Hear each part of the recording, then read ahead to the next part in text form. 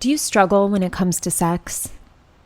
You feel like you're in your head often, you're struggling with dick-related problems, you're not feeling connected with your partner?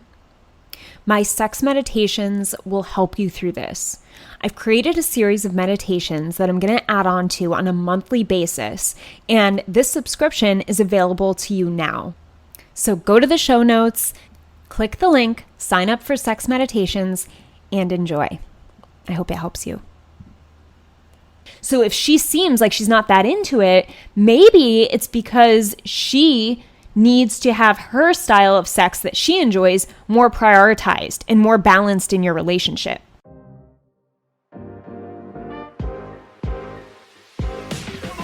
Welcome to What I Love About Sex, where some incredible guests and I, Steph Kanowski, will be bringing you the tools for improving your sex life with topics such as sex issues with your partner, sexual self-confidence, premature ejaculation, sexual shame, masturbation, sharing your fetishes, orgasmic pleasure, and more.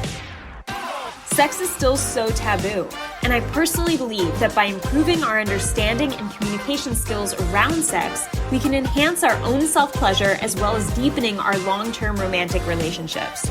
So listen in, try to stay open-minded, and let's get started.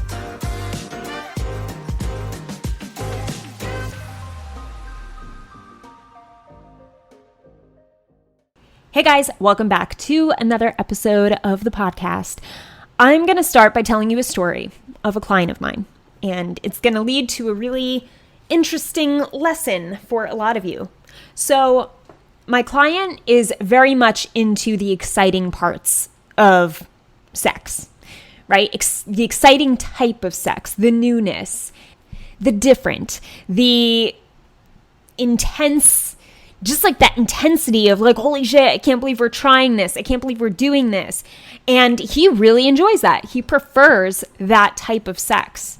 Now, his wife, on the other hand, she prefers more of the ordinary, more of the connected, just feeling connected with him and just doing things that they would do on a normal Tuesday night, right? Like just feeling connected, having conversations that lead to passion and romance and connection, where maybe there's not so much craziness going on and there's nothing new that they're introducing. It's familiar. And my client said to me the other day, he was like, I feel like I just want to get my wife more into sex and just as much as I am. Like I want her to get into it as much as I'm into it.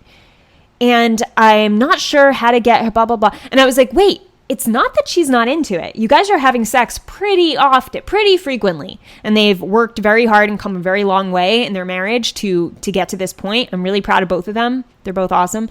And I was like, it's not that she doesn't enjoy it as much or want it as much, it's that what you're wanting to experience the majority of the time sexually is not her preference.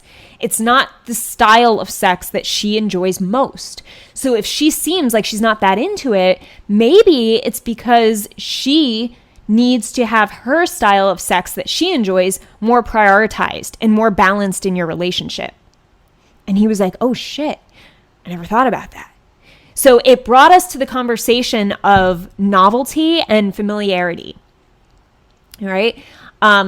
This is really important because both are good to have and you want both in your sex life. You want the novelty, which is the newness, the exciting, the freshness. Hey, let's try this. Oh my God, wouldn't it be crazy if we did this, if we went here, if we met up with these people and did XYZ? That'd be crazy. And maybe it's not so crazy, but it's still like, hey, I bought a toy and it's new. Want to try it? Or, hey, we never explored anal. What do you think about us trying it and just taking it step by step? So whatever your level of novel is, there's novelty within a sex life when you're changing things up. And it's important to do that, just as it's important to create mystery in your relationship dynamic with your partner in order to keep desire present, right? Because Esther Perel has the famous question, can you want what you already have? And it has to do with desire. And she's an erotic intelligence specialist, psychotherapist, amazing, brilliant woman. And she talks about this concept all the time of the need for the novelty and the familiarity. So I'm really proud of myself. I finally learned how to say that word. If you listen to previous episodes, I fuck it up every single time. It's so funny. Okay. Anyway, so my client had this realization of, wow, like I didn't realize we were so off balance there. But now that I think about it, we are, because whenever I initiate sex, I want to do all these things that aren't our familiar state. And they're not very ordinary. They're very like hyped up experiences in a way. So it made him also realize that as a man, a heterosexual man, taking the lead in their sex life, because often guys, you do, right? Like heterosexual women will look to their man to take the lead sexually quite often, not all the time, but for the most part. So if he's taking the lead basically every time, and he's choosing his preference in how they go about their sex life, then his wife is going to be somewhat either feel a little left out, feel maybe a little disappointed, feel like she might even question herself and be like, why am I not as into it as he is? Is something wrong with me? Right? Because that's often where a lot of us go, especially women will feel like, is something wrong with me? I'm not getting turned on by this or that, or etc. Right? So I told him it's important for you, especially as the leader in your sex life, for the most part. She still leads in certain ways, and she does a great job.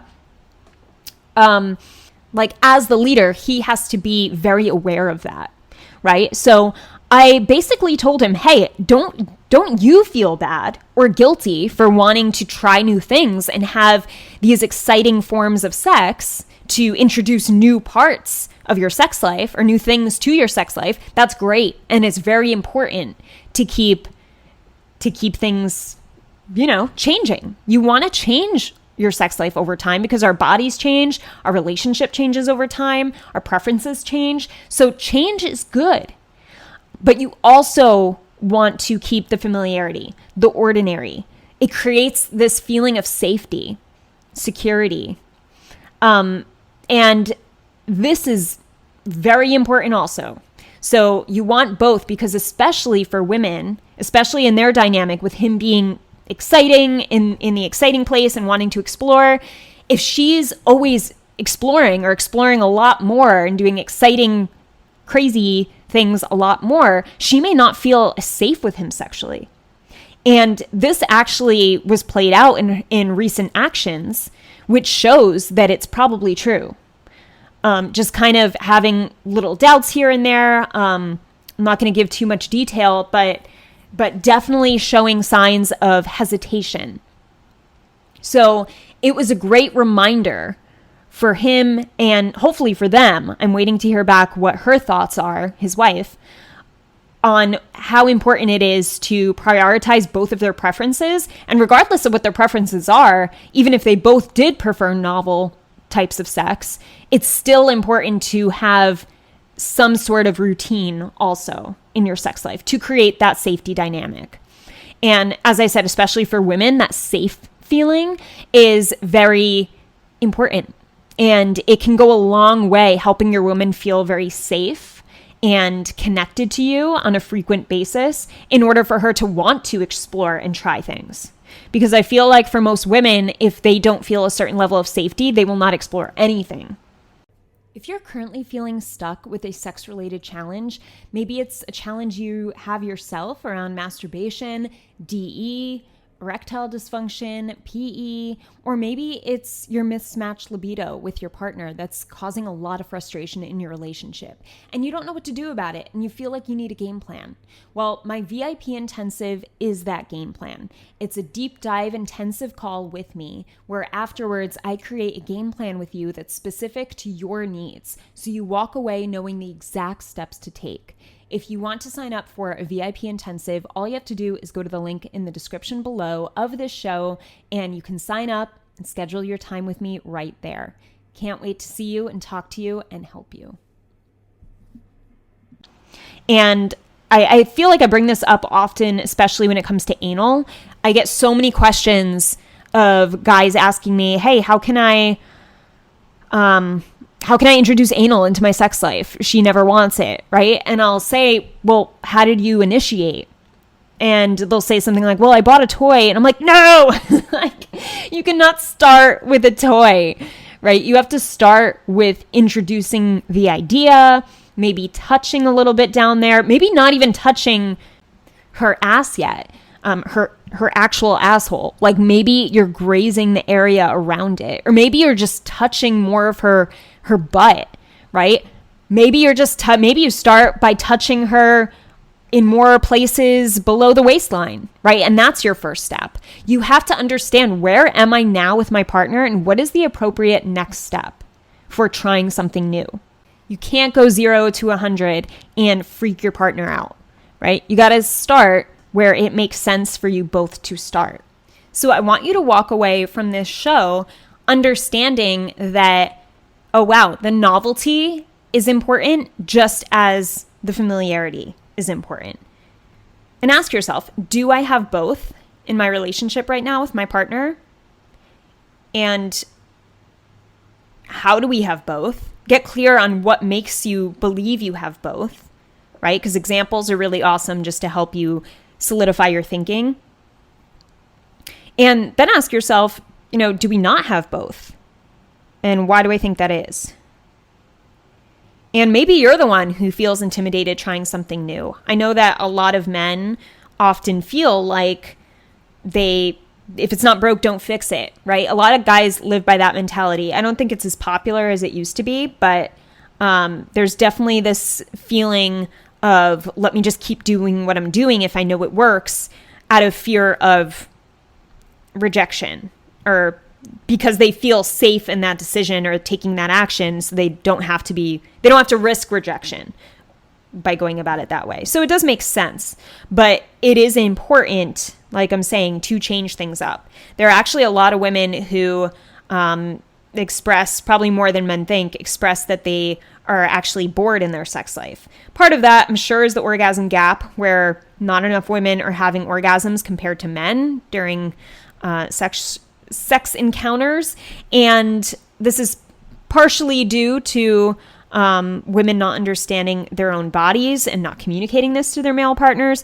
Part of it is their male partners are not respecting the communication or don't care enough to learn and work with the woman and work with her body. And then, there's a ton of other things that go into this, but I want you to come out of this realizing, okay, I need to get clear on how I can keep the newness in my sex life, and also how I can keep the familiar in my sex life, and make sure there's a healthy balance of both. And ask yourself, what would that look like for your partnership if you had both and it was healthy balance, right? And you may think, oh, well, we have more of the familiar style most of the time, and then once in a while we add in something new. And that's great. I think that's how most people are. But even, it doesn't even have to be crazy. It could be as simple or as small of a change as you touching her in a different way than one time when you have sex, right? So instead of going through the motions, which a lot of people get a bad habit of just going through the motions and having sex the same exact way every time, if you just change something up, like the way you touch, or maybe tell yourself that you want to be more verbal the next time you're in bed with your wife or your partner. Little things like that. That's still novel. That's still new. It's still, you're adding a new element. It's like an element of surprise you're bringing into your sex life, right? So it doesn't have to be crazy, is what I'm saying. Or it can be. So get clear on this. Feel good knowing what is your healthy balance that fits your relationship best, and then bring this conversation to your partner. This is this could be a fun or interesting conversation to have with your partner, and a good reason, or a good excuse, I should say, to see how they're feeling about your sex life, right? Because it can feel really awkward to be like, hey, how do you feel about our sex life, right? And I'm sure a lot of you would never feel comfortable asking that type of question. Most of you would not. But if you were to have a specific question and say, hey, I was listening to the What I Love About Sex podcast, and Steph had mentioned that it's important to have the new and exciting stuff during sex and also the familiar and more ordinary type of sex. Do you feel like we have a good balance of both? What are your thoughts? I'm curious what you think. And this way you have your thoughts ready, and then you're coming in with curiosity to see where your partner's at. And you might learn something really interesting about your partner. This is a good question to ask to get some deets around how she's feeling about your sex life together. So definitely re-listen to this, rewind, and use these questions, write them down in your notes on your phone, and then bring this to your partner. It's a good conversation to have over the weekend or in bed right after sex, or just hanging out, road trip in the car, whatever the case may be. So I hope this helped you guys. Don't forget to subscribe to the Sex Meditations. I am really excited to bring a lot of value through these meditations to really help you guys reprogram your mind sexually in a healthy, educational, sexy way. So go check out the link in the description of this show, and you can sign up for Sex Meditations there. And that's it, guys. Have an amazing morning, evening, or night, wherever you are in the world, and I'll talk to you soon. I hope this episode helped you. If it did, I would love for you to leave me an iTunes review. It would mean the world to me. You can also screenshot your favorite episodes and tag me on Instagram at Steph Ganowski. And before I go, remember, your sex life is as good as you make it out to be. Until next time.